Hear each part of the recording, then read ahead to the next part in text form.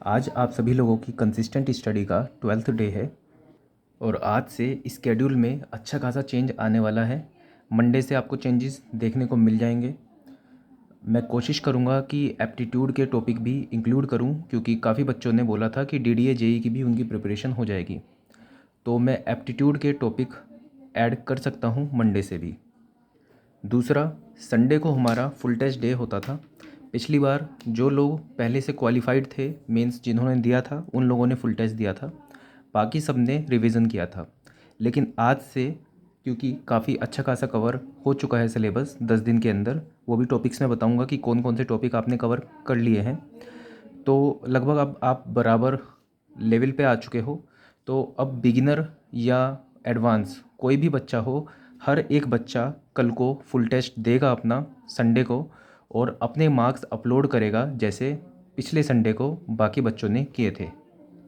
Marks upload करने का तरीका आपका ये रहेगा ताकि मुझे एक आइडिया लगे कि आप कहाँ पर लैग कर रहे हो, कहाँ पर आपकी स्ट्रेंथ है। तो आपको अपने मार्क्स अपलोड करने के का एक पैटर्न आपको यूज़ करना पड़ेगा। आपको सबसे पहले रीजनिंग के मार्क्स, उसके बाद आपके जो जीके के मार्क्स होते हैं वो, और उसके बाद टेक्निकल के मार्क्स, और फिर यहाँ पे टोटल मार्क्स आपको इस तरह से ही अपलोड करने पड़ेंगे अपने मार्क्स वर्चुअल लाइब्रेरी के ऊपर। तो कल का दिन सिर्फ फुल टेस्ट डे नहीं है। कल को आपको जितने भी टेक्निकल के टॉपिक्स अब तक आपने पढ़े हैं वो सब रिवाइज़ करने हैं। मैं आपको बता दूंगा क्या क्या टेक्निकल के टॉपिक्स अब तक हम पढ़ चुके हैं। आपको कल को जीके रिवाइज़ करने में टाइम नहीं देना है।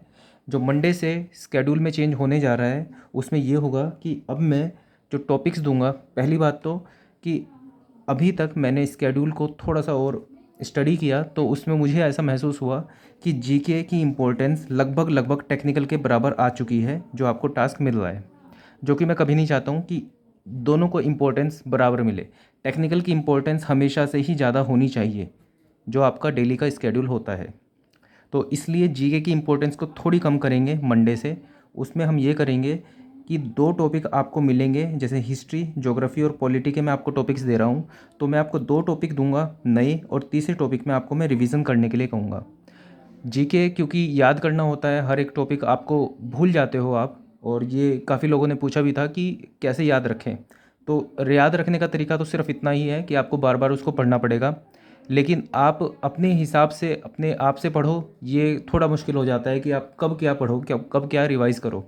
तो इसलिए सिस्टमेटिक तरीके से मैं खुद आपको बता दूंगा कि आज आपको ये चीज़ रिवाइज़ करनी है, आज आपको पॉलिटी रिवाइज़ करनी है, आज आपको हिस्ट्री रिवाइज़ करनी है।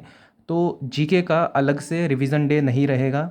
जीके आपको डेली रिवाइज़ करनी है, और मैं हर एक दिन रोटेशन के अकॉर्डिंग आपको किसी दिन हिस्ट्री रिवाइज़ करने के लिए बोलूँगा टॉपिक सहित, किसी को ज्योग्राफी, किसी दिन पॉलिटी।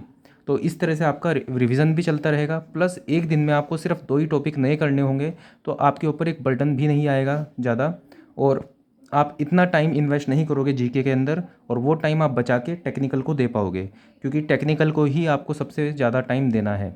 अगर आपको बैकलॉग्स भी क्लियर करने हैं अपने, जो आप पिछले दिन के छूट गए हैं आपके टॉपिक्स, तो सबसे पहले आप सभी दिन के टेक्निकल कवर करोगे, उसके बाद जाके आप जीके के टॉपिक्स कवर करोगे। तो सबसे पहले तो आपको प्रायोरिटी पे टेक्निकल को ही रखना पड़ेगा। तो ये सभी टॉपिक्स हैं जो कि आपको रिवाइज़ करने हैं कल। फुल टेस्ट देने से पहले आपको ये सब टॉपिक रिवाइज़ करने ही हैं, उसके बाद ही आप फुल टेस्ट दोगे।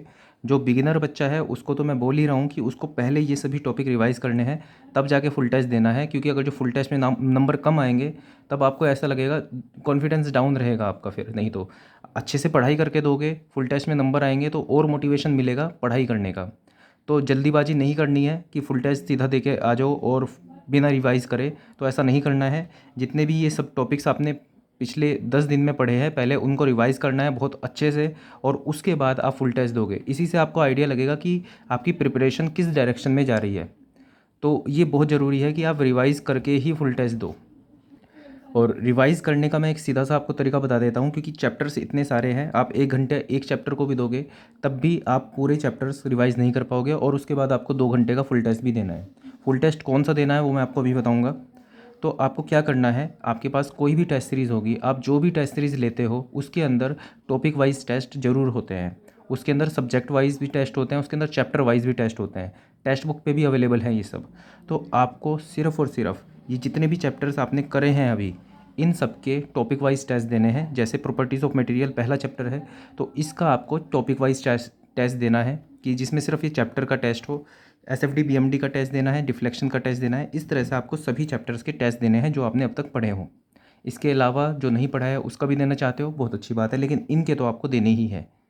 इससे आपको ये आइडिया होगा कि ये जो आप अभी कर चुके हो ये कितनी वेटेज रखता है आपके फुल टेस्ट में, फुल जो आपका सिलेबस है उसमें कितनी वेटेज रखता है ये जो चैप्टर मैं आपको दिए थे करने के लिए। तो रिवीजन के लिए आपको मिनिमम जो आपको करना है वो ये करना है कि आपको हर एक चैप्टर का एक चैप्टर टेस्ट दे देना है, जिसके अंदर 10 क्वेश्चन हो, 15 क्वेश्चन हो, 5 क्वेश्चन हो। ठीक है, ऐसा भी नहीं है कि 50-50 क्वेश्चन एक चैप्टर के हो, तब तो कुछ फ़ायदा नहीं है, आप सब चीज़ें नहीं कर पाओगे रिवाइज़। ठीक है, तो इस तरह से आप ये टेस्ट दोगे। पहले रिवीजन के लिए थोड़ी सी आप जो नोट्स बनाए हैं उनको साथ में पढ़ लोगे और उसके बाद जाके आप अपना फुल टेस्ट दोगे। तो आपको एसएससी जेई का 15 नवंबर शिफ्ट 1 का पेपर अटैम्प्ट करना है। जो बच्चे ये अटैम्प्ट कर चुके होंगे पहले, दोबारा से अटैम्प्ट नहीं करना है, आप दूसरा पेपर कर सकते हो। जिन बच्चों ने ये अटैम्प्ट नहीं किया है वो यही पेपर अटैम्प्ट करेंगे और अपने मार्क्स अपलोड करेंगे वर्चुअल लाइब्रेरी के ऊपर इस पैटर्न के अंदर। सो ऑल द बेस्ट आप सभी को कल के लिए। अच्छे से रिवाइज़ करना और उसके बाद टेस्ट देना, और टेस्ट को आपको बिल्कुल ईमानदारी से उसी तरह से देना है जैसे आप एग्ज़ाम में बैठे हो, एग्ज़ाम को अटैम्प्ट कर रहे हो। जैसे एग्ज़ाम में हम बैठते हैं तो उस टाइम पे एक एक सेकंड इम्पोर्टेंट होता है और हम सोचते हैं कि एक क्वेश्चन और सही कर दें, क्योंकि एक एक नंबर से भी कई बार सिलेक्शन रुक जाता है। तो आपको इसी थॉट प्रोसेस के साथ कल को एग्ज़ाम लिखना है कि अगर मैंने इसके अंदर ईमानदारी नहीं दिखाई, या फिर मुझे लगा कि यार 1 घंटा हो गया बैठे बैठे, अब उठ जाता हूँ, बस सबमिट कर देता हूँ। अगर ये चीज़ अगर आप ये पेपर में भी करने वाले हो तो कर देना, कोई बात नहीं है। लेकिन पेपर में जिस तरह से आप देने जा रहे हो पेपर, बिल्कुल उस तरह से ही आपको अभी थोट रखनी पड़ेगी। जब आप एग्ज़ाम आने तक 3 महीने पहले आप फुल टेस्ट देना स्टार्ट कर रहे हो, 3 महीने में आप इतने फुल टेस्ट दे दोगे कि जिस दिन पेपर देने जाओगे आपको बिल्कुल ऐसा लगेगा जैसे नेचुरल सी चीज़ है, ये तो मैं करता हुआ आया हूँ पिछले पिछले 3 महीने में। तो सही में आपका दिमाग इस तरह से ट्रेन भी हो जाएगा कि जो एंग्जाइटी होती है पेपर वाले दिन, आपको बिल्कुल ऐसा लगेगा जैसे एक नॉर्मल डे ही है। तो जिस तरह से मैं बता रहा हूँ उस तरह से करो, फुल टेस्ट देना ही है, भले ही कितनी भी तैयारी हो, भले ही आपने आज से ही शुरू किया हो, तो आपको फुल टेस्ट देना है। क्योंकि इसके अंदर 50 क्वेश्चन रीजनिंग के होंगे। अगर आपको बहुत कम आता है तो एटलीस्ट 50 क्वेश्चन में आप टाइम दे सकते हो अच्छा खासा, एक से ज़्यादा घंटे दे सकते हो रीजनिंग के क्वेश्चन सोल्व करने के लिए। आपको बस कुछ भी करके आपको वो कट ऑफ क्लियर करनी है, कुछ भी करके आपको अपने नंबर इंक्रीज़ करने हैं। भले ही आप रीजनिंग से नंबर लेके आओ, भले ही वो टेक्निकल से लाओ, भले ही वो जीके से लेके आओ, वो आपको बस लाने हैं नंबर। ठीक है, आपको कुछ नहीं आता है तब भी आपको कोशिश करनी है कि कहीं ना कहीं से मैं कोई इजी क्वेश्चन चूज़ कर लूँ और फिर नंबर ले आऊँ। इस तरह से आपको करना है। आपको बहुत कम आता है तो आपको ये कोशिश करना है कि मुझे जितना आता है एटलीस्ट उसको तो आंसर को मैं सही करूँ। तो इस तरह से करके आपको बस अपने नंबर बढ़ाने हैं किसी भी तरह। पहले पेपर में जो आपके नंबर आएंगे वो आपका बेंचमार्क बन जाएगा, और उसके बाद फिर आप जब भी फुल टेस्ट दोगे आपको उससे ऊपर बढ़ना है। तो इस तरह से आपको अपनी अप्रोच रखनी है। सो ऑल द बेस्ट कल के लिए। That's all for this video. Thank you.